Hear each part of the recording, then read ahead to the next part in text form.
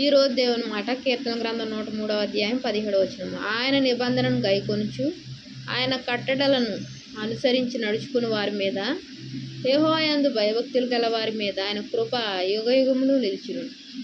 ఆయన నీతి వారికి పిల్ల పిల్ల తరమున నిలుచును. ప్రియమైన దేవుని మాట వింటున్నానా సహోదరి సహోదరులారా? ఆయన నిబంధనను గైకొనుచు. ఏమిటా నిబంధన? దేవుడు ఏమన్నాడు? నా నిబంధన గైకోనండి అన్నాడు. ఏమిటి? సున్నతి. ఆత్మ సంబంధమైన సున్నతి కావాలని ఆయన కోరుకున్నాడు. మన ఇశ్రాయేలీలతో, మన పితరులతో దేవుడు ఒక నిబంధన చేశాడు. మీలో ప్రతి ఒక్కరూ, ప్రతి పురుషుడు సున్నతి పొందవలెను. మరి దేవుడు వచ్చాడు, ఆ సున్నతి లేకుండా చేశాడు. ఆయనే సున్నతిగా ఆయన దేహమంతా చీల్చబడడం జరిగింది. ఆయన దేహమంతా చీల్చివేశారు. మరి సున్నతి ఇప్పుడు ఎవరికి కావాలి? దేనికి కావాలి? మనకు కావాలి. మన ఆత్మలకు సున్నతి కావాలి. ఇందులో పురుషుడు స్త్రీ అన్న భేదం లేదు, చిన్న పెద్ద అన్న భేదం లేదు. అందరికీ హృదయ సంబంధమైన సున్నతి అవసరము. ఈ నిబంధన గైకొనాలి.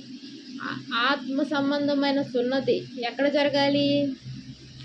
ఏ స్థలంలో జరగాలి? హృదయంలో జరగాలి. మారు మనసు కావాలి. అది ఆయనకి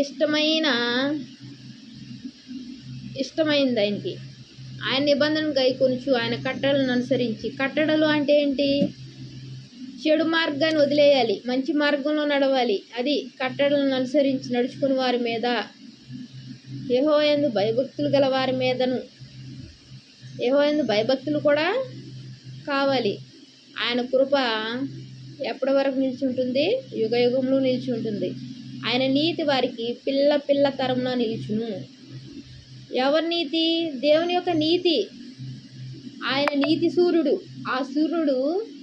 ఆ నీతి గల కిరణాలు మనపై ప్రసరిస్తే ఎలా ఉంటుంది? మనము ఎంతో ఆహ్లాదకరంగా, సంతోషంగా ఉంటాయి మన జీవితాలు. ఎప్పుడు సంతోషంతో, సమాధానంతో ఉంటాము.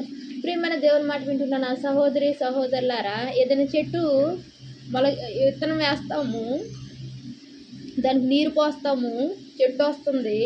మరి దానికి ఏం కావాలి? దాని చుట్టూ మనం ఏమైనా కప్పితే అది ప్రయోజనంగా ఉంటుందా? కాయలు ఇస్తుందా? పువ్వులు ఇస్తుందా? నీకు సంతోషం అవుతుందా? అవ్వదు కదా. దానికి సూర్యకిరణాలు పడాలి. మరి అలాగే మన యొక్క ఆత్మీయ జీవితం వృద్ధి చెందాలంటే, ఫలించాలి అంటే మనకి ఏం కావాలి? ఆయన యొక్క కిరణాలు మన మీద పడాలి. మరి ఆయన యొక్క కిరణాలు మన మీద పడాలి అంటే మనం ఏం చేయాలి? ఆయన కృపలో, ఆయన నీడలో మనం జీవించే వారంగా ఉండాలి. అలాగా సహోదరి, నువ్వు జీవిస్తున్నావా? ప్రియమైన నా సహోదరి సహోదరులారా, నేను జీవిస్తున్నాను కాబట్టి ఆయన యొక్క రెక్కల నీడలో నా కుటుంబము ఆశ్రయం పొందుతూ, ఆయనను సేవిస్తూ, ఆయన అడుగుజాడల్లో నడిచే కృపను ఆయన మాకు అనుగ్రహించాడు కాబట్టి నేను ధైర్యంగా చెప్పగలుగుతున్నా.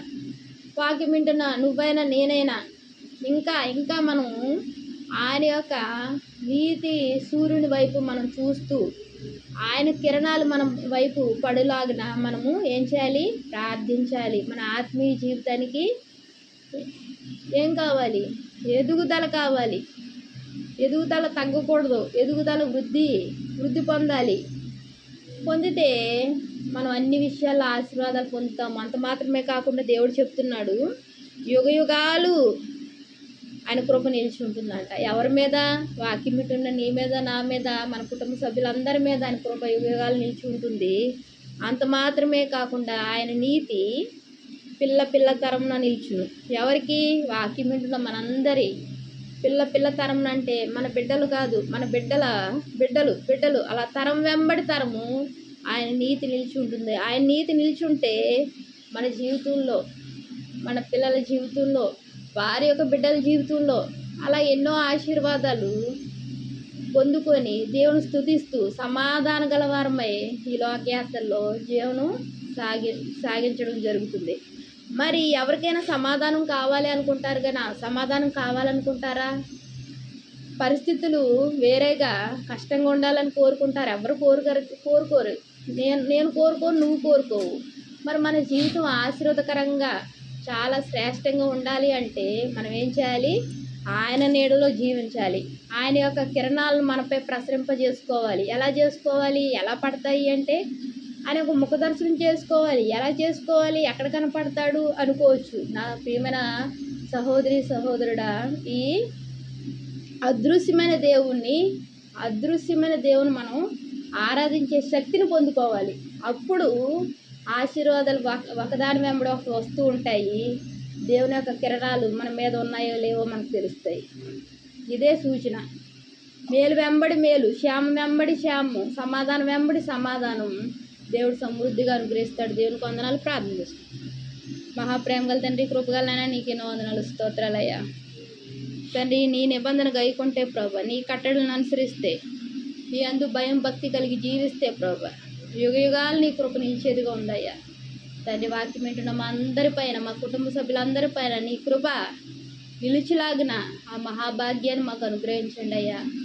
తండ్రి, నీతి సూర్యుడు అయిన నీ వైపు మేము చూసి తండ్రి, ప్రతి ఉదయ మధ్య సాయంత్రం సమయాల్లో నీ వైపు చూసి నీ వెలుగు పొందుకొని ఈ చీకటి లోకంలో ప్రభా వెలుగైన దేవుణ్ణి నిన్ను ఆవరింపజేసుకుని జీవించే కృపను అనుగ్రహించండి. కృపగల దేవుని సహాయం చేస్తున్నందుకు వందనాలు చెల్లించుకుంటున్నా. ప్రభుని ప్రియరక్షకుడు యేసుక్రీస్తు వారి నామంలో అతి వినయంగా బ్రతిమలాడి వేడుకుంటున్నాను తండ్రి. ఆమేన్.